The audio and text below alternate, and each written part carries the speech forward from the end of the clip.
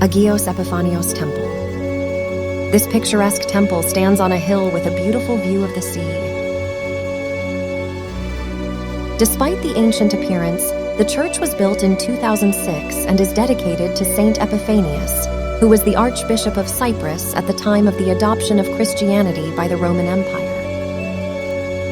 Against the background of these stone arches, very beautiful photographs are obtained. Nearby is a cave where Saint Epiphanius lived in the 4th century, already an archbishop.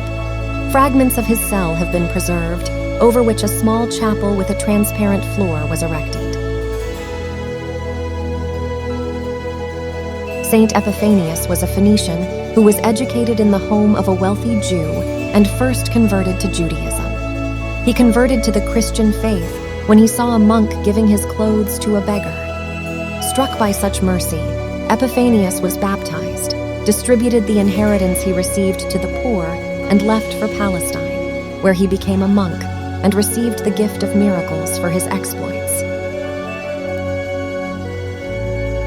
In the year 367, Saint Epiphanius was sent to Cyprus and elected archbishop of the entire island. The saint ruled the Cypriot church with love, mercy, and simplicity of disposition, as evidenced by his modest life in this cell.